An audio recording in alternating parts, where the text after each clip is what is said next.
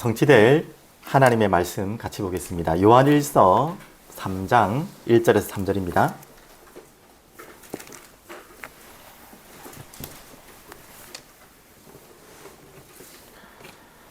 요한일서 3장 1절에서 3절까지 다 함께 읽도록 하겠습니다. 보라, 아버지께서 어떠한 사랑을 우리에게 베푸사 하나님의 자녀라 일컬음을 받게 하셨는가. 우리가 그러하도다. 그러므로 세상이 우리를 알지 못함은 그를 알지 못함이라. 사랑하는 자들아, 우리가 지금은 하나님의 자녀라. 장래에 어떻게 될지는 아직 나타나지 아니하였으나 그가 나타나시면 우리가 그와 같을 줄을 아는 것은 그의 참모습 그대로 볼 것이기 때문이니 주를 향하여 이 소망을 가진 자마다 그의 깨끗하심과 같이 자기를 깨끗하게 하느니라. 아멘. 잠시 기도하겠습니다. 주님, 사랑합니다. 경배합니다. 찬양합니다. 오늘도 주님을 예배할 때 주님의 말씀을 들을 수 있는 영과 진리로 예배할 때 그 말씀을 들을 수 있는 은혜가 저에게 임하게 하여 주시옵소서. 특별히 말씀을 전하는 부족한 종에게 성령의 기름 부어 주옵소서. 감사드립니다. 살아계신 예수님의 이름으로 기도드립니다. 아멘. 오늘 말씀 제목은 하나님의 자녀라 라는 제목입니다. 제목이 너무 감사하고 기쁘지 않습니까? 원래 좀 비하인드 스토리를 말씀드리면 원래 요한일서 3장 1절부터 12절까지 설교를 준비했었거든요. 근데 이제 묵상하는데 3장 1절부터 3절까지 읽어가는데 그 다음을 좀 과장인지 모르겠지만 못 넘어가겠어요. 여기까지만 해도 너무 나눌 내용들이 많아가지고 이 표현이 좀 그렇지만 진도를 빨리 빼야 되는데 도저히 안 되겠다. 오늘 이번 주 하나님의 계획은 여기까지 가보다. 또 여기까지 하나님 중요한 말씀을 심부름하라나 보다 라고 순종하고 오늘 말씀을 이렇게 전하게 됐습니다. 오늘 여러분에게 지금 예배에 앉아있는 또 가정에서 각자의 자리에서 있는 예배에 있는 여러분들 아니실 것 같지만 함께 있을 때는 또 모르지만 외로운 분들 없습니까? 또 좀 고독한 분 없습니까? 또 조금 더 말씀드리면 현실과 삶 속에서 뭔가 혼란스러운 뭔가가 정리되지 않은 이게 뭔가 좀 정리가 안 되는 뭔가 불안한 상태 있잖아요. 혹시 그런 상태에 있는 분 없습니까? 이게 이제 두려움으로도 올 수 있겠죠. 뭐 특별한 문제가 와 있어서 온 분도 있겠고 그거하고 상관없이 그냥 내 마음속에 근본적으로 계속 불안함과 근심과 두려움이 그냥 몰려오는 분 없습니까? 조금 더 나가서 같은 이야기일 수 있겠지만 저 작년에 이제 시편 새벽 기도로 이 강해를 하면서 11편에 딱 들어갔는데 하나님 저와 같은 똑같은 마음을 가진 시편의 기자의 마음을 읽었어요. 다윗인데요. 특히 시편 11편 3절에 이런 표현이 있어요. 터가 무너지면 의인이 무엇을 하랴. 터가 무너지면 의인이 무엇을 하랴. 의미 있는 이야기죠. 그 터의 의미는 한마디로 여러분과 저의 인생에 이거는 절대 무너지지 않을 거야. 또 무너져서는 안 돼. 하는 터 있잖아요. 가장 여러분 인생의 가장 근본이 되고 바닥이 되는.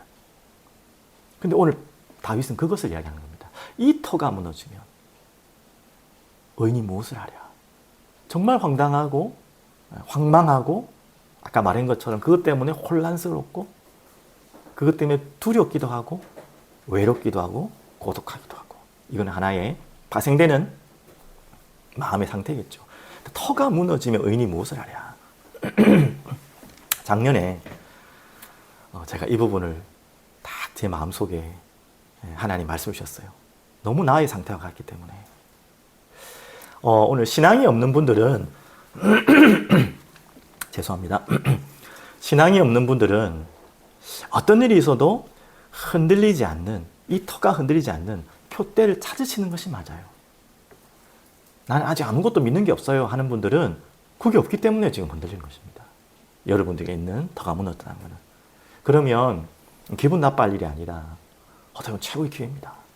그러면 이미 신앙을 갖고 있는 오늘 예배드리는 여러분들은 어떻단 말입니까? 가장 내가 믿고 있던 그 신앙의 근본이 흔들리는 것처럼 느낄 때도 있어요. 어떤 상황 때문에, 아니면 누군가 때문에. 그런 분들은 어떻게 됩니까? 그거 정말 힘들었거든요. 신앙인들은요, 표대를 바꿀 때가 아닙니까? 흔들릴 때가 위험하기도 하죠. 우리가 엉뚱한 것에 속아서 흔들리면 절대 안 되겠죠. 하지만 그 표대가 잘못되어서 내가 흔들리는 상황이라면 그것은 두렵고 불안하고 황망하겠지만 정말 터가 무너지면 이니 무엇을 하랴라는 질문같이 듣겠지만 하나님 은혜입니다. 저는 작년에 이런 경험을 하면서 제가 아니라고 생각했고 아닐 거라고 생각했고 아니어야 된다고 생각했던 것들이 제가 속았다는 걸 알고 있었어요. 얼마나 많은 메시지를 들었습니까? 사람 의지하지 마라. 사람 중심 되면 안 된다. 내 생각 되면 안 된다. 이거는 저도 메시지 때마다 했고 메시지 때마다 들었어요. 그런데 이거 터가 흔들리는 상황이 딱 돼버리니까 내 자신이 보이는 거예요. 내가 아니라고 했고 아니 된다고 했지만 나도 모르게 사람을 바라보고 의지한 상태가 너무나 많았구나. 그러니까 흔들리는 거죠. 그런 부분들이 내 깊은 내면에서 보였던 것입니다. 매일 오직 그리스도 예수만 바라봐야 한다, 말씀만 바라봐야 한다, 그렇게 외쳤던 설교자로서도 서 있었지만 내가 딱 그 상황에 있으니까 그게 틀렸다는 말이 아니라 그게 완전히 되지 않았던 게 확인되었어요. 그래서 은혜죠. 어떻게 보면 그게 발견된 게 은혜죠. 흔들리는 표대를 붙들고 있었으니까 흔들리는 게 맞잖아요. 혹시 여러분에게도 그런 분들이 있으시면 이번에 중요한 표대를 새롭게 세우는 시간 되길 바랍니다. 지금 읽은 성경은 요한시대 아닙니까? 이 사도 요한이 지금 성경을 하나님 말씀 대언하고 있는데 계속해서 말씀드릴 수밖에 없는 게 그 시대의 배경이 영지주의라는 달콤한 표대가 딱 세워졌던 거예요. 그게 교회 안으로까지 너무나 깊이 영향을 주고 있었던 거예요. 영지주의 말 그대로 영적인 지혜를 주장하는 거예요. 얼마나 좋은 거예요. 영적인 지혜를 아니 여기까지 좋은데 육신은 어떻게 해도 된다. 육신은 상관이 없다. 이 두 가지로 간 거예요. 육신을 끝까지 제어해야 된다 하고 금욕주의. 아니다. 괜찮다. 육신은 상관이 없으니까 당연히 거기에 걸려들겠죠. 쾌락주의. 괜찮다. 여기에 대한 영지주의 사상이 교회 안으로 깊이 들어온 거예요. 여기에 대한 요한이 영적인 답을 준다고 쓴 책이 요한 1서입니다. 그래서 잘못된 표대를 바꾸라는 거예요. 영지주의가 그렇게 주장하는, 자기들이 그렇게 말하는 영적 지혜를 안다고 하지만 알고 보면 그것도 아니에요. 사실은 모르는 것입니다. 오늘 서론을 이렇게 들어가는데요. 다시 말씀드립니다. 내가 이렇게 흔들리고 불안하고 정말 터가 무너질 만큼 더 이상 어떻게 무엇으로 시작이 될지 모를 만큼 완전히 황망한 만큼 그게 어떤 문제인지는 여러분마다 다 다르겠지만 그렇다면요. 오늘 여기에서 주신 답이 오늘 답입니다. 오늘 제목이에요. 그게 뭡니까? 이제 하나하나 들어가겠습니다. 바로 이겁니다. 하나님의 자녀라. 제가 요한일 3장을 읽어가면서 여기서 멈춰버렸어요. 12절까지 읽어야 되는데 당연히 다 읽고 묵상하고 다 준비했는데 여기에서 멈춰버린 거예요. 하나님의 자녀라. 우린 너무나 많이 듣는 이야기고 너무나 잘 아는 이야기고 예수 믿고 제일 처음 듣는 이야기고 가장 기본적이고 기초적인 걸 생각하는데 가장 중요한 진리입니다. 여러분과 저는 누구라고요? 하나님의 자녀라. 오늘 여기에서 모든 답이 다 끝나야 돼요. 내가 터가 무너진 것 같은데요, 지금. 절대 무너지지 않을 것 같은, 무너져서는 안 될 것 같은 그 부분이 지금 무너질 것 같은데요. 오늘 거기에 흔들리는 분이 있다면 오늘 이 답을 찾으세요. 너희가 하나님의 자녀라. 가장 가슴 벅찬 말이고요. 여러분 이 말씀으로 세수작하십시오. 또 연결해서 말하면 이제 하나 설명드릴 텐데요. 터가 무너졌다는 말은 가장 중요한 세 가지가 지금 흔들리고 있다는 거예요. 자, 그러면 다시 이걸 회복하면 됩니다. 이걸 다시 시작하면 돼요. 자, 그래서 오늘 말씀을 들어가면요. 요한일서 3장 1절에 나옵니다. 다시 한번 보겠습니다. 보라, 아버지께서 어떠한 사랑을 우리에게 베푸사 하나님의 자녀라 나왔죠. 일컬음을 받게 하셨는가. 우리가 그러하도다. 그러므로 세상이 우리를 알지 못하면 그를 알지 못함이라. 오늘 요한일서 3장 1절만 해도 너무 설명할 게 많아요. 그래서 제일 첫 번째 3장 1절 앞구절에 앞부분에 있는 거죠. 보라, 아버지께서 어떠한 사랑을 우리에게 베푸사. 여기까지. 어떠한 사랑을 여러분과 저에게 베푸셨습니까? 여러분 이걸 다시 확인하셔야 돼요. 여러분에게 어떤 터가 무너질 것 같은 정말 황망한 사건이 여러분 앞에 있을지라도 여러분과 제가 반드시 다시 찾아야 될 것. 어떠한 사랑을 우리에게 베푸사. 터가 흔들릴 만큼 상황이 오면 이게 흔들리잖아요. 하나님 정말 날 사랑하시는 거 맞아? 하나님 사랑이 뭐야? 라는 질문을 할 수 있을 거예요. 거기에 또 우리가 속을 수 있어요. 오늘 성경에는 분명히 말씀하고 있습니다. 뭐라고 말씀하고 있죠? 우리 사랑이 흐르는 교회 처음 시작할 때 드렸던 메시지. 다 말씀 안 해도 알겠죠? 누가 먼저 사랑 시작했냐. 여러분 그거 꼭 기억하십시오. 내가 하나님을 사랑한 것이 아니에요. 우리가 하나님을 사랑할 수 없어요. 그게 시작이 될 수 없다는 거예요. 하나님이 먼저 우리를 사랑하사 독생자를 우리에게 주셨잖아요. 여러분 반드시 기억하십시오. 누가 시작하셨습니까? 우리 원단 메시지 주셨잖아요. 이 하나님의 사랑은 하나님이 시작하셨어요. 십자가 이 거대한 사랑을 시작하셨어요. 방금도 우리 예배 선언 이전에 찬양했지 않습니까? 주 사랑 앞에 엎드려. 금요일도 고백인 같은데 정말 이 가슴 벅찬 이 거대한 하나님의 사랑을 여러분이 체험하면 할 수 있는 게 이거밖에 없어요. 주 사랑 앞에 완전히 꼬꾸라지는 거예요. 표현이 그렇지만 주 사랑 앞에 완전히 엎드리는 거예요. 공의와 사랑 이곳에 나를 위해 죽으신 그 십자가의 사랑 앞에 엎드릴 수밖에 없어요. 여러분 정말 좋아하는 찬양 있죠? 예, 제가 자주 부르는 찬양이기도 한데 304장. 이 찬양 가사가 너무 좋아요. 곡도 좋지만 그 크신 하나님의 사랑 말로 다 형용 못하네. 저 높고 높은 별을 넘어 이 낮고 낮은 땅 위에. 참 시적인 표현으로 아름다운 표현이죠. 저 높고 높은 별을 넘어서 이 낮고 낮은 땅 위에 오셨대요. 누가 시작하셨다고요, 사랑을? 왜 오셨다고요? 죄 범한 영혼 구하려고. 여러분과 저같이 죄인인 우리를 구하려고, 영혼을 구하려고 그 아들을 보내사 화목 제물 삼으시고 죄 용서하셨네. 3절 다 못 읽으니까요. 3절 편도 너무 좋아요. 하늘을 두루마리 삼고. 두루마리 갑자기 하니까 두루마리 휴지 생각나는데 하늘을 두루마리 도화지로 삼았다는 거예요. 바다를 먹물 삼고 그 바다를 한마디로 그릴 수 있는 도구로 먹물로 삼아서 하늘에다가 하늘 도화지에다가 기록을 하면 하나님의 사랑을 어떻게 한다고요? 다 기록할 수 없겠네. 참 시적인 표현을 너무 잘 쓴 것 같아요. 그 하나님의 크신 사랑 어찌다 쓸까? 저 하늘 높이 쌓아도 채우지 못하리. 하나님 크신 사랑은 측량 다 못하네. 영원히 변치 않는 사랑. 성도여 찬양하세요. 안 그렇습니까? 우리가 이거밖에 할 게 없어요. 터가 무너질 만큼 힘든데요. 여러분 절대 흔들리지 마세요. 하나님의 사랑을 흔들리지 않습니다. 내가 흔들리는 것처럼 보이지. 예전에 그런 광고도 있잖아요. 그 영화도 있었던 것 같아요. 사랑은 흔들리는 거야. 뭐 그런 거. 그는 세상 사랑을 말하는 것이고 하나님의 사랑은 흔들리지 않아요. 내가 하나님을 바라볼 때 흔들릴 때 있죠. 내가 하나님을 사랑할 때 자꾸 흔들릴 때도 있는 것 같아요. 하지만 하나님은 변치 않고 여러분 흔들리지 않는 사랑으로 여러분 함께 하십니다. 로마서 8장 39절은 너무나 잘 아는 말씀 아닙니까? 바로 이 말이에요. 시작을 하나님이 하셨는데 그러니까 시작을 끝난 게 아니라 그 하나님의 사랑에서 아무도 영원히 끊을 수 없느니라. 끝까지 영원히 사랑하실 하나님. 시작만 하신 사랑이 아니라 영원히 끝없는 사랑을 하나님 주세요. 어떤 일이 있어도 그 하나님의 사랑에서 끊을 수 없다. 그래서 사랑을 흔들리는 거야? 그는 우리가 할 때, 우리끼리 할 때 아니에요. 하나님의 사랑은 흔들리지 않습니다. 끊을 수 없습니다.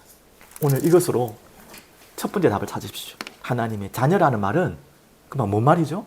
하나님의 끝없는 거대한 위대한 십자가의 사랑 앞에 들어오잖아요. 아멘. 우리 특별히 후대들 기억하십시오. 두 번째입니다. 그런데요, 오늘 또 요한일서에 보면 뭐라고 표현했습니까? 우리에게 베푸셨죠, 하나님이. 그리고 하나님의 자녀라 하셨죠. 그러면서 하나님의 자녀라 일컬음을 받게 하셨는가? 일컬음을 받게 하셨는가? 참 표현이 너무 좋죠. 정확한 표현입니다. 이걸 조금 어려운 표현으로 말하면 칭의라고 그래요. 칭의. 의롭다고 칭함을 받은 거예요. 우리가 의로워져서 이제 의로워졌구나가 아니라 의로울 수 없는 존재인데 칭의. 하나님의 의가 우리에게 덧입혀진 거예요. 그래서 칭의. 그 가장 잘 설명한 구절이 로마서 8장 33절이에요. 잠시만 읽어드리면요. 누가 능히 하나님께서 택하신 자들을, 하나님이 택하신 겁니다, 고발하리요. 의롭다 하신 이는 하나님이시니. 의롭다고 해주신 거예요. 칭의. 하나님의 자녀로. 얼마나 감사합니까? 이게 칭의예요. 여러분에게 이 은혜가 온 줄 믿으시기 바랍니다. 자, 이 부분을 하려면 조금 더 여러분 설명해 드렸는데, 하나님의 자녀라가 일컬음을 받게 됐다는 말은 제일 먼저 이게 은혜인데요. 칭의가 결국 은혜 아닙니까? 아담의 범죄, 한 사람으로 인한 죄가 우리에게 전가되었어요. 한 사람의 죄가 모든 사람에게 다 전달되었어요. 그게 첫 번째 전가예요. 두 번째는 뭐냐? 이제 우리의 죄가 어디로 갔다고요? 십자가에 달리신 그리스도께로 전가된 것입니다. 그래서 세례 요한이 예수 그리스도를 세례한 장면이 그 장면이죠. 너와 내가 의를 이루려 하십니다. 아니, 감히 어떻게 세례 요한이 세례를 받아야지 예수님이 세례 요한한테 세례를 받습니까? 근데 그걸 허락했어요. 일부러 그렇게 하라 했어요. 그게 이 이야기입니다. 우리의 죄가 그리스도께로 우리의 죄가 전달되는 사건. 그러면 이게 끝이 아니죠. 세 번째. 그래서 그 그리스도께서 십자가에 죽으심으로 피 흘리심으로 그 그리스도의 의가, 그분의 순종이, 우리는 불순종했지만 그분의 순종이, 그분의 의가 우리에게 또 전가되었어요. 이해되셨습니까? 그걸 가지고 칭의를 해요. 누가 능히 하나님께서 택하신 자들을 고발하리요. 의롭다 하시는 하나님이시니. 하나님이 그렇게 의롭지도 않은 인간을 그리스도의 의를 통해 그 의를 우리에게 덧입혀서서 칭의, 의롭다고 말씀하십니다. 여러분 얼마나 감사한 일입니까? 그래서 여러분을 누구라 불렀다? 하나님의 자녀라. 우리가 어떻게 하나님 자녀요? 기분 좋으라고 하는 말이 아니에요. 이 하나님의 자녀라는 단어에는 법적인 용어입니다.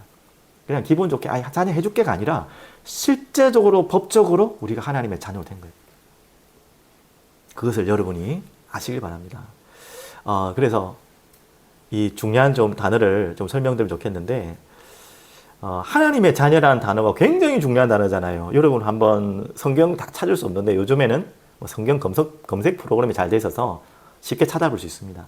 하나님의 자녀라는 단어가, 이 문구가 성경에 몇 번 나올 것 같습니다. 얼마나 중요한 단어예요, 이거는. 몇 번 정도 나올 것 같아요? 대충. 한 100번 더 나올 것 같죠? 딱 10번밖에 안 나와요. 제가 가진 성경 검색 프로그램이 그렇게 나와요. 근데 10번 나왔는데 또 기가 막힌 거는 6번이 누가 말했는지 아세요? 사도 요한이 말했어요. 그렇게 중요한 단어를 사도 요한이 6번 말했어요.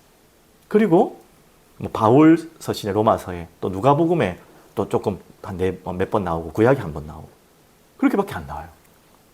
그래서 이 하나님의 자녀라는 뜻에 바울이 누가가 했던 표현에는 제가 조금 원어를 좀 찾아보게 됐는데요. 휘오스데오.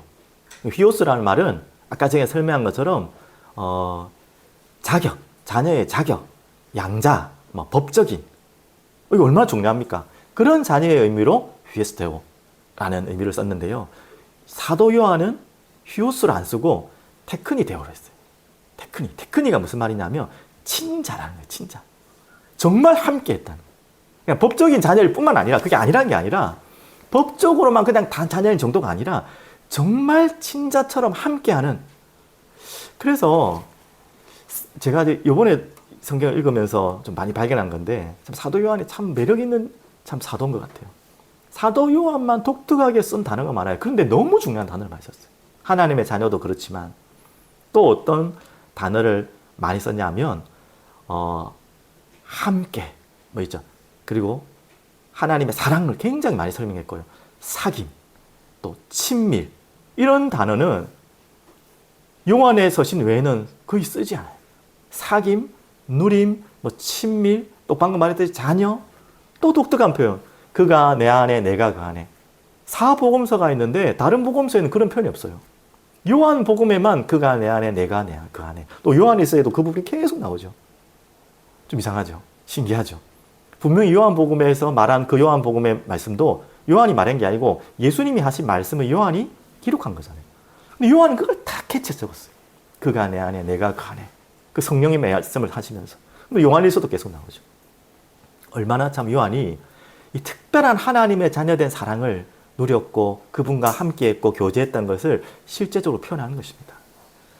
그래서 저도 뭐 역사학자들의 이야기를 조금 들어봤는데 이렇게 이야기를 하더라고요. 왜 요한은 왜 휴오스로 쓰지 않고 테크니라고 진짜 친자 같은 이 친밀한 단어를 하나님의 자녀로 썼을까라고 보니까 뭐 정확한 건 아니지만 많은 분들이 예상하는 것이 마태복음 4장에 보면 예수님이 제자들을 부를 때 두 형제를 불렀죠. 대표적인 두 형제 알죠?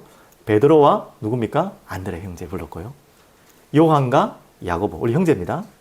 예수님의 동생 야고보 말고 요한과 야고보 형제를 불렀어요. 그런데 요한과 야고보 형제를 불렀을 때는 이 베드로는 뭡니까? 그물만 버리고 왔어요. 근데 요한과 야고보는 좀 재산이 있었던 것 같아요. 배도 버리고 또 누굴 버렸다고 중요한 거? 아버지도 버렸다는 표현이지만 아버지도 놔두고 그랬어요. 세베대의 아들 야고보 그러잖아요. 요한이. 그러니까 아버지와의 친밀한 관계 속에서 이 요한은 살았던 것 같아요. 그걸 누구나 예상하고 있습니다. 근데 그 아버지와의 사랑, 부모의 사랑을 잘 받은 요한이 하나님의 사랑을 너무나 잘 이해할 수 있던 거예요. 깊이 이해했던 거예요. 그래서 좀 적용하면 지금 신앙의 부모님들이 너무 중요합니다. 자녀와의 관계 너무 중요합니다. 완벽한 하나님의 사랑을 설명할 수는 절대 없겠지만 우리 자녀들은 부모의 사랑을 보고 또 하나님 아버지의 사랑을 볼 수 있는 중요한 어떻게 보면 통로가 되는 거예요. 그만큼 부모가 자녀를 어떻게 사랑하고 어떤 관계 속에서 함께 하느냐가 너무 중요합니다. 요한은 그것을 알았기 때문에 예수님과 함께하고 그래서 항상 예수님 옆에서 기대고 앉아있고 예수님 또한 가장 사랑하는 제자라고 그랬고 요한도 예수님을 사랑한다는 표현을 많이 썼고 그만큼 친밀하고 사귀고 교제하고 함께하는 것이 그냥 머리로 영지주의자가 말하는 머리로 아는 그런 지식 그것도 틀린 거지만 그것이 아니라 실제로 함께하고 실제로 거하고 실제로 누리는 그 비밀이 있었던 것이죠. 오늘 좀 이야기 길어졌네요. 이런 은혜를 받은 자 이것으로 여러분은 모든 걸 승리할 수 있는 거예요. 그러면 이제 세 번째는요. 오늘 3장 1절이 지금 이렇게 안 넘어갑니다. 마지막 부분입니다. 우리가 그러하도다. 그러므로 세상이 우리를 알지 못함은 그를 알지 못함이라. 이 말은 무슨 말입니까? 한마디로 세상에 속하지 않은 자라는 말이에요. 또 다른 말로 뭡니까? 구별된 자란 말이에요. 그걸 또 다른 말로 뭐라고 합니까? 거룩이라고 그러죠. 하나님 우리를 세상에 속하지 않은 자로 구별된 자로 그래서 거룩한 자로 전제로 방금처럼 사랑을 주셨고 칭의로 우리를 의롭다 하셔서 구별하신 거예요. 그리고 당연한 거죠. 그래서 이 표현이 요한복음 15장 18절 19절 그리고 요한복음 14장 17절에 있는데 제가 한 번만 찾아보겠습니다. 요한복음 15장부터 보면 이렇게 나옵니다. 18절에 세상이 너희를 미워하면 너희보다 먼저 나를 미워한 줄 알라. 자주 봤던 성경 구절인 것 같아요. 19절 너희가 세상에 속하였으면 세상이 자기의 것을 사랑할 것이나 너희는 세상에 속한 자가 아니요 나와 있죠. 도리어 내가 너희를 세상에 택하였기 때문에 세상이 너희를 미워하느니라. 당연히 모르죠. 여러분을 미워하는 거 하나님 모르니까 하나님도 미워하니까 당연한 것입니다. 요한복음 14장 17절에도 이렇게 표현하고 있네요. 이 영적인 사실이라는 거죠. 14장 10절 그는 진리의 영이라 세상은 능히 그를 받지 못하나니 모릅니다. 받지도 못하고 알지도 못해요. 이는 그를 보지도 못하고 알지도 못함이라. 그러나 너희는 그를 아나니 우리는 그분을 알아요. 아는 정도가 아니라 그분과 함께해요. 그는 너희와 함께 거하시며 또 어디에요? 너희 속에 계시겠습니다. 이 표현을 요한만큼 잘 설명한 사도가 없어요. 너희 속에 우리와 완전히 내가 그 안에 그가 너 안에 완전 연합된 이 거룩한 하나님과 우리가 하나님의 사랑을 받은 어떻게 보면 의롭다함을 칭함을 받은 우리와 연합돼 버린 사건이 너희가 하나님의 자녀라. 어마어마한 이야기입니다. 그 이야기예요. 그래서 적용하면요. 여러분 세상의 조직 또 세상의 터 여러분이 살고 있는 그곳에서 왕따 됐다고 힘 빠지지 마십시오. 아니 당연히 우리가 객관적으로 해야 되는데 다 완전히 세상과 분리되어 단절되어 살아갈 만한 더욱도 아니죠. 인정받아야겠죠. 그런 말이 아니라 세상에 여러분을 어울리라고 보내신 것이 아니에요. 여러분은 그런 생각하잖아요. 세상에 잘 어울려서 세상을 살리려고 한다는 합리적인 생각을 하지만 여러분 그거 잘 생각하셔야 돼요. 하나님은 그렇게 하신 적이 없어요. 세상과 구별될 때 하나님은 여러분을 세상을 살리도록 만드셨어요. 그게 방주 효과입니다. 방주의 배는 그 홍수의 배와 구별되어야지만 살 수 있는 거예요. 그것에 같이 입술해 버리면 같이 죽는 거예요. 무슨 말 하려고 하는지 이해되셨죠? 하나님은 그렇게 우리를 하나님의 자녀로 부르신 것입니다. 이것으로 아까 말했던 서론에 터가 무너질 만큼 외롭고 고독하고 힘들고 황망한 사건이 있을 때 이 답을 찾았어요. 하나님이 여러분을 먼저 사랑하셨어요. 하나님이 여러분을 의롭다 칭하셨어요. 하나님께서 세상에서 구별되게 하셨어요. 세상에 왕따 당하라는 게 아니에요. 세상을 살리고 그것으로만 세상을 끌고 올 수 있기 때문에. 자, 그러면 두 번째입니다. 하나님의 자녀라는 이 단어를 이렇게 계속 끌고 가는 거예요. 또 뭡니까? 여러분은 하나님의 자녀라는 그 단어 안에는요, 소망을 가졌다는 거예요. 자, 그러면 3장 2절 보겠습니다. 사랑하는 자들아, 우리가 지금 하나님의 자녀라 또 말씀하고 있어요. 그러면서 이번에는 이제 소망, 미래에 대한 이야기를 합니다. 장래에 2절, 지금은 하나님의 자녀라. 장래에 어떻게 될지는 아직 나타나지 아니하였으나 나와 있죠. 여러분 하나님의 자녀인데 장래가 궁금하신 분들 많죠. 그냥 무슨 뭐 어떻게 되겠냐는 뭐 그냥 그런 무슨 무당처럼 알고 싶은 그런 것보다도 좀 괜히 어떻게 내가 살아야 될지 불안하기도 하고 궁금한 게 많잖아요. 여러분 그럴 때마다 하나님은 여러분에게 이미 답을 다 주셨다는 걸 믿으십시오. 왜 예수 믿는 사람이 점쟁이에 찾아갑니까? 여러분들은 그런 분 없겠지만 너무 많잖아요, 솔직히. 미래가 궁금하니까 그러겠죠. 더 이전에는 불안하다는 말이겠죠. 더 이전에는 하나님 안 믿는다는 거겠죠. 하나님 우리에게 어떻게 우리를 인도하신다는 걸 모른다는 거겠죠. 다 같은 말이겠죠. 자, 그래서 중요한 구절. 원래 이 성경을 찾아드렸는데 이 시스템 오류가 있어서 직접 좀 보겠습니다. 더 잘 됐네요. 이 부분은 여러분 같이 한번 좀 찾아보면 좋겠습니다. 요한복음 16장 13절 너무 중요한 구절입니다.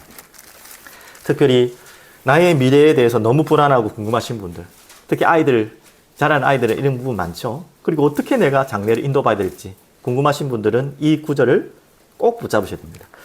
자, 제가 읽겠습니다. 그러나 진리의 성령이 오시면 그가 너희를 나왔죠? 모든 진리 가운데로 인도하시리니 그가 스스로 말하지 않고, 지금 성령께서 스스로 말하지 않단 말입니다.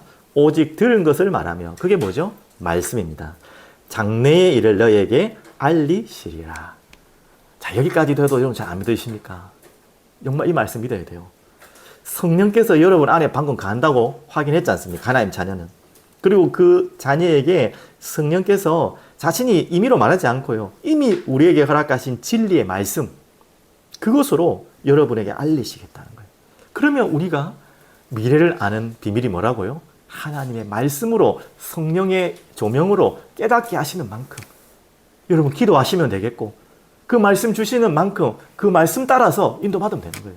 그게 뭐예요? 하나님의 자녀. 더 정확하게 말하면 하나님의 자녀만 누릴 수 있는 최고의 축복이에요. 왜? 하나님의 자녀만 성령이 계시고 하나님의 자녀만 그 성령의 이끌림으로, 조명으로 그 말씀을 깨우칠 수 있거든요. 그래서 여러분 너무나 구체적인 미래를 궁금해하지 마시고 순간순간 지금 여러분이 하나님의 자녀란 말이 이 말이에요.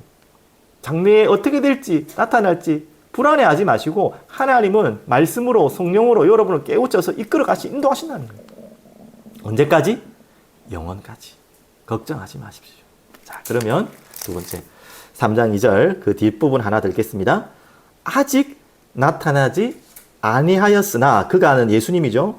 예수님의 재림을 말씀하신 거죠. 그가 나타나시면, 지금 두 번째, 그가 나타나시면이 무슨 말입니까? 바로 재림을 말하는 것입니다. 어떻게 될까요? 자, 마태복음 24장 14절 여러분 잘 아는 말씀이죠. 이 천국 복음이 모든 민족에게 증거된 이후에야 끝이 오리라. 그 날이 바로 재림의 날입니다. 천국 복음이 온 민족에게 증거되는 그날. 여러분, 그 말씀이 나오기 전에 말씀을 아시죠? 이런 일 저런 일 다 일어날 거다. 막 징조들이 날 거다. 무서운 일들이 날 거다. 하지만 끝이 아니다. 그러면서 마태복음 24장 14절 나온 거 아시죠? 그 말은 속지 말라는 거예요. 여러분이 지금 미래에 대해서 두려워하고 불안해할 필요 없다는 말이에요. 이미 성령께서 말씀으로 인도하실 것이고, 그런데 가다가 덜컥덜컥 이런 문제 저런 문제 막 진짜 재난이 오고 하는데도 하나님은 그게 끝이 아니라는 거예요. 언제 끝이라? 모든 민족에게 이 복음이 증거된 이유가 끝이다. 우리는 이것이 목적이고 이것 때문에 사는 것이고요. 그날까지는 여러분은 괜찮아요. 어떤 일이 상관없어요. 불안해하지 말고 두려워하지 말고 속지 마라. 하물며 빌립보서 3장 20절 21절을 알죠. 그 예수님의 재림, 그 이후에 일어날 일들입니다. 이제 새하늘과 새 땅이 일어나고 영원한 천국이 빌립보서 3장 20절. 여러분은 이미 천국의 배경을 소유한 존재고 3장 21절은 뭡니까? 여러분이 그분과 같이, 그분이 변화된 것 같이, 부활의 몸과 같이, 영광의 몸과 같이 여러분을 하나님이 변화시키겠다는 거예요. 그게 우리가 가질 소망이에요. 하나님의 자녀에게는 이런 소망이 있는 것입니다.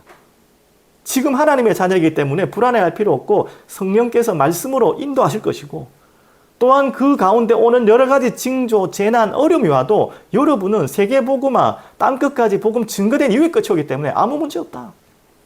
그러면서 우리는 천국 배경을 가졌고 부활의 몸을, 하나님의 그 예수님이 오실 그 부활의 몸을 우리에게 이미 덧입히실 것이다. 그러면서 데살로니가 전서 4장 13절 18절 말씀이잖아요. 이 말이 무슨 말씀입니까? 이제 먼저 예수 믿고 죽은 자에 대한 위로이자 답이에요. 종말론자들이 반드시 알아야 될 내용이죠. 그들은 잘못된 이야기를 했기 때문에. 그때 바울이 했던 말씀이죠. 한마디로 말하면 뭘 말하는 거냐? 좀 볼까요? 데살로니가 전서 이 부분을 중요하기 때문에 제가 한번 보겠습니다. 찾기 어려우신 분들은 들으시면 되겠습니다. 여기 보면 13절, 4장 13절에 형제들아, 자는 자들에 관하여는 너희가 알지 못함을 우리가 원하지 않으니 이는 소망 없는 다른 이와 같이 슬퍼하지 않게 하려 함이라. 여러분, 이 기억하십시오. 먼저 복음 안에 이 세상을 떠나신 가족들이나 누가 사랑하는 분이 있다면 그것 때문에 슬퍼할 필요가 없다는 거예요. 우리 장례 예배 때 많이 하는 이야기죠. 그것만큼 우리에겐 영원한 소망과 미래가 있기 때문에. 그리고 다 못 읽겠고요. 4장 18절 보면 그러므로 이러한 말로 서로 위로하라. 이해되셨죠? 하나님의 자녀에게는 이미 나의 미래가 성령께서 말씀으로 인도하시고 어떤 문제가 와도 이제 그가 나타나시는 그 날이 올 거기 때문에 그것을 바라보고 영원한 부활과 천국의 비밀을 바라보면서 흔들리지 말고 슬퍼하지 말고 힘을 얻으라. 오늘 그 말씀이죠. 오늘 그 부분을 여러분이 꼭 붙잡는 시간 되시기 바랍니다. 그러면 이제 마지막 세 번째 3절 같이 읽어볼게요. 3절 이렇게 나옵니다. 주를 향하여 이 소망을 가진 자마다 그의 깨끗하심과 같이 자기를 깨끗하게 하느니라. 그렇게 나왔죠. 자, 그렇게 되면 이 소망에 대한 답입니다. 나의 미래에 대한 답을 이미 찾으셨죠? 내게 어떤 문제가 일어나도 상관이 없는 소망 찾으셨죠? 그가 나타나실 것이기 때문에, 그가 반드시 오실 것이기 때문에 우리는 기다리는 것입니다. 두려워하는 것이 아니라. 그러면 그때까지 우리가 이 땅을 살아가는 동안에 우리가 해야 될 게 뭐죠? 3절. 자기를 깨끗게 하느니라. 주를 향하여 이 소망을 가진 자마다 뭐 한다고요? 그의 깨끗하신과 같이. 그분 예수님이죠. 자기를 깨끗하게 하느니라. 이게 바로 성화입니다. 여러분 반드시 이해해야 됩니다. 구원은요, 전적인 하나님의 은혜입니다. 인간과 사람이 합력해서 이뤄내는 게 아니에요. 그렇게 주장하는 교리도 있지만 그건 완전 틀린 교리고요. 구원만큼은 하나님의 전적인 100% 은혜입니다. 성화도 그렇게 생각하시는 분이 있어요. 그게 잘못된 것입니다. 성화는요, 하나님과 우리와의 협력 사역이에요. 이거는 개혁주의의 모든 신학자들이 공통적으로 이야기하는 것입니다. 근데 우리는 착각하죠. 하나님이 다 하실 건데 뭐 나는 할 게 없다는 식으로. 그래서 방종하기도 하고 엉뚱한 것으로 가기도 하죠. 하나님과 우리와 협력 사역입니다. 여러분, 이 답을 찾으셔야 돼요. 우리가 이 성화의 열매, 마지막까지. 그래서 이 성화의 열매가 결국 뭐냐? 갈라디아에서 나오는, 우리가 알죠? 의의 열매. 이 성화가 되지 않는 육체의 일이 뭡니까? 그 썩은 열매들이 오는 거예요. 그래서 진짜 우리가 지금 간절히 구하는 복음, 전도, 선교 아닙니까? 그 전도, 선교는요, 결국 성화의 열매에서 나와야 돼요. 성화의 열매 아무 상관없이 전도만 하면 된다. 말씀만 잘하면 된다. 맞는 말 같지만 그건 반쪽짜리 전도예요. 또 오해하지 마시고 우리가 삶을 깨끗하게 거룩하게 뭐 그것으로 전도해야 된다. 그것도 아니죠. 우리가 하나님을 닮아가고 예수님을 참 닮아가고 그분을 사랑하고 알아가면서 되어지는 그 열매가 반드시 전도의 열매로 오게 되는 것입니다. 그거 무시하고 전도했다? 결국은 다 무너지게 돼 있어요. 저는 그걸 너무나 많이 봤습니다. 그래서 오늘 이 소망을 가진 자, 이 소망이 있기 때문에 억지로 참아내면서 내가 깨끗하게 살아야겠다는 말이 아니라 그 하나님의 사랑 때문에, 감사 때문에 살아가시는 거예요. 당연히 성령께서 우리에게 은혜 주시고 감동 주셔서 날마다 그리스도와 함께 요한이 말했던 것처럼 그가 내 안에, 내가 그 안에 있는 것을 함께 누리는 진짜 사귐과 기쁨, 그 속에서 일어나는 상황. 오늘 여러분 이 시간이 되길 바랍니다. 이제 그 3절 이후부터 이제 거기에 대한 내용들이 더 자세히 나옵니다. 이 부분은 예고편이기 때문에 다음 주에 여러분께서 말씀으로 꼭 미리 묵상하시고 은혜 받으시면 좋겠고요. 성경구절 제가 안 적었네요. 예. 그러면 이제 결론으로 정리할게요. 오늘 여러분 이런 질문 하신 분 없습니까? 오늘 제일 중요한 제목이 다잖아요. 네가 하나님의 자녀라. 거기서 끝나야 돼요. 어떤 지금 상황에 여러분이 있을지라도 하나님의 자녀가 무엇인지를 다시 정리하시고 터가 무너질 만큼 흔들리는 상황이 있다면 다시 정리하셔야 돼요. 근데 저는 다른 질문을 하나 더 드립니다. 하나님의 자녀라는 것은 내가 알겠는데 왜 나에게 변화가 없을까요? 이 변화에 대해서는 여러 가지 질문이 있겠지만 조금 적용하면 하나님의 자녀인데 왜 나는 감사가 이렇게 없을까요? 그럴 때도 있고 이럴 때도 있겠지만 근본적으로 이야기하는 거예요. 나에게는 왜 참된 기쁨이 없을까요? 예배를 드리고 찬양을 해도. 더 구체적으로 말하면 왜 우리가 말하는 이미 은혜를 받았다고 하는데 그 은혜의 감동이 내게는 없을까요? 그러니까 결국 내가 왜 복음을 위해서, 교회를 위해서 헌신하는 것이 하는 분도 억지로 되어지고 아니면 헌신할 마음이 없든지 왜 그럴까요? 이런 질문을 하는 분들이 많이 계실 거예요.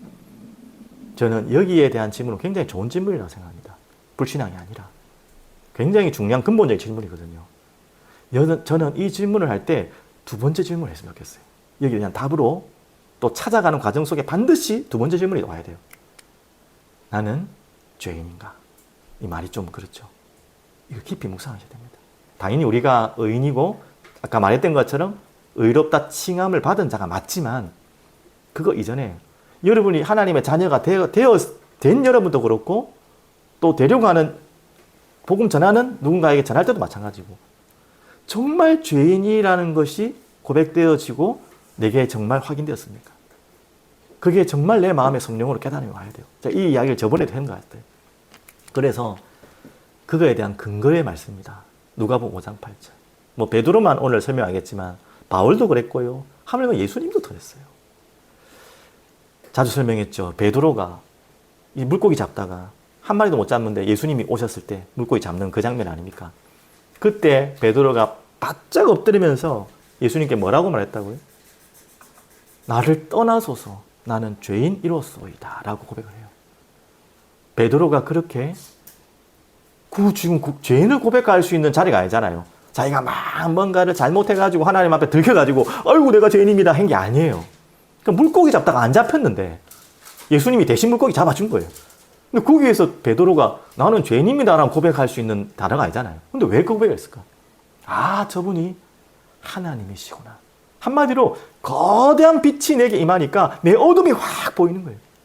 거기에 너무나 두렵고 내 자신이 처절하고 민망하고 그게 발견되니까 엎드릴 수밖에 없는 거예요. 그런 배움의 그 유대인의 배움의 지식 때문이 아니라 실제로 거대한 하나님을 만나니까 내가 무릎 꿇잖아. 내가 죄인이다. 금요일다 말한 것처럼 바울이 그 거대한 빛 앞에 빛이 임하니까 눈이 부셔갖고 엎드린 게 아니라 그 거대한 영적인 빛이 내게 확 비춰주니까 내게는 어둠이 보이는 거예요. 내가 이런 죄인이었습니다. 다 드러나고 보이는 거예요. 여러분 그런 시간 있었습니까? 그런 시간 없이 지금까지 온 거 없습니까? 이게 없으면 구원 못 받는다는 말은 아닙니다. 여기에 대해서는 논란이 많기 때문에. 하지만 분명히 여러분에게 믿고 있던 또 여러분 뭔가 시작하는 분이든 이 사건이 있어야 돼요. 내가 죄인입니다.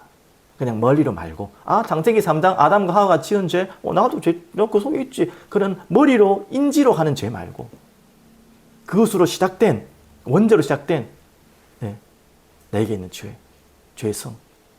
내가 정말 죄인입니다. 나는 하나님 없으면 안 됩니다. 특히 어린 아이들일수록 그게 잘 없죠. 우리 어린 아이들일수록 그 질문하셔야 돼요. 나 죄인 맞습니까? 사도행전 2장 37절 38절에는 더 상세하게 설명하고 있습니다. 이 부분도 제가 한번 꼭 읽어드려야 될 부분이기 때문에 제가 읽어드릴게요. 이 부분은 이제 마가다락방의 그 유명한 베드로의 설교입니다.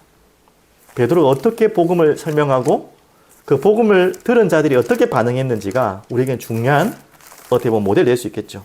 베드로의 설교는 설교자의 모델이기 때문에. 읽어드리면 사도행전 2장 37절 이렇게 나옵니다. 지금 베드로가 복음을 쫙 전했어요. 그리스도의 십자가의 복음을 전했어요.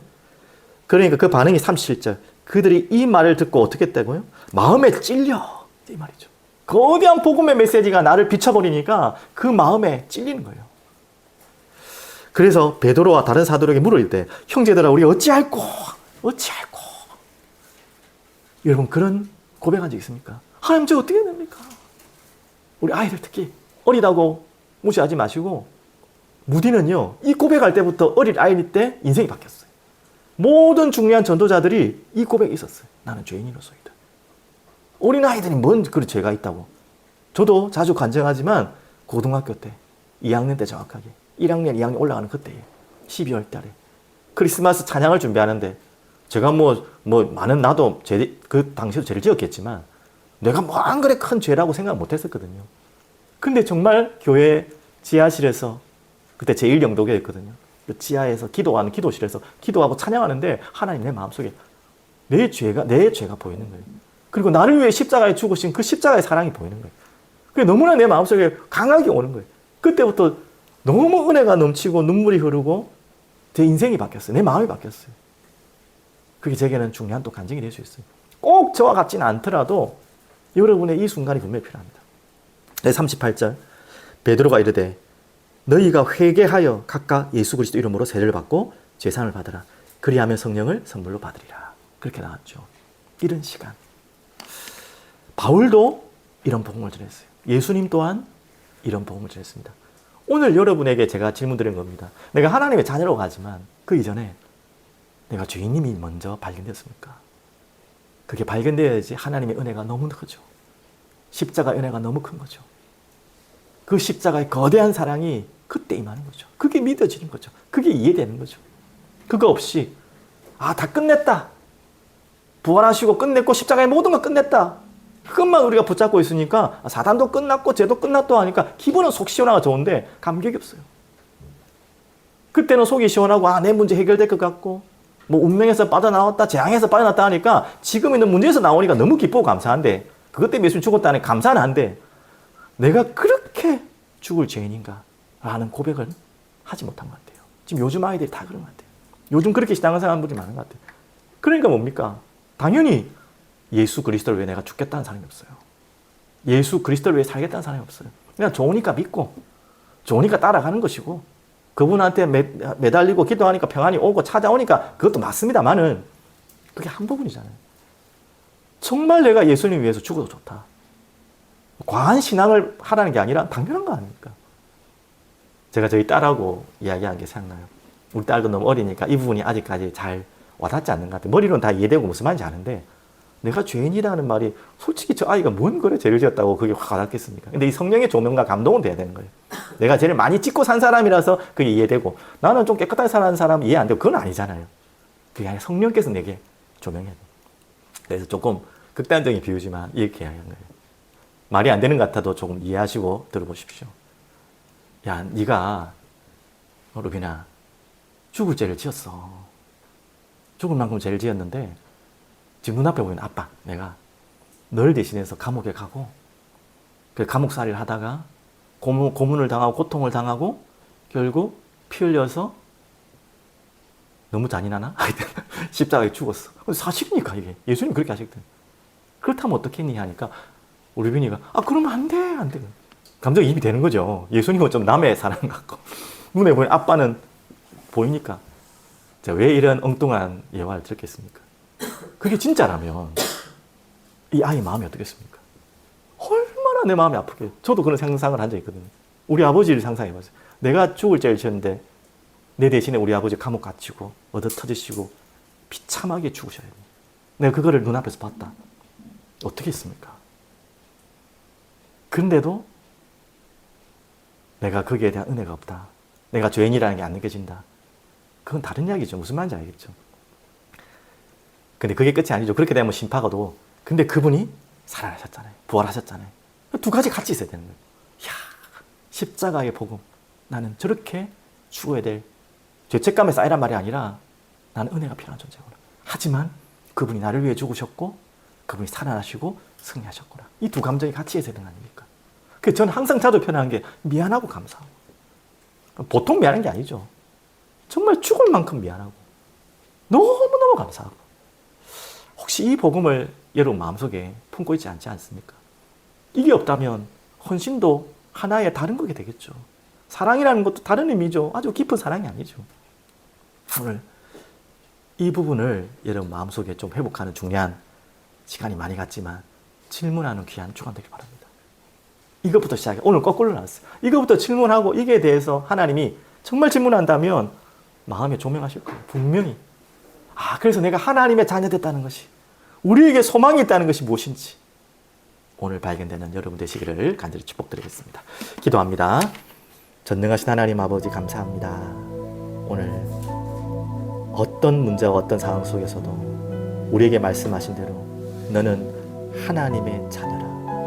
그 하나님의 자녀에게 주신 영원한 소망을 주셨기에 터가 무너질 만큼 황망한 환경과 상황 속에 있던 우리들일지라도 하나님의 자녀라는 그 언약으로 모든 것을 일어나게 하여 주시옵소서. 감사드립니다. 살아계신 예수님의 이름으로 기도드립니다. 아멘.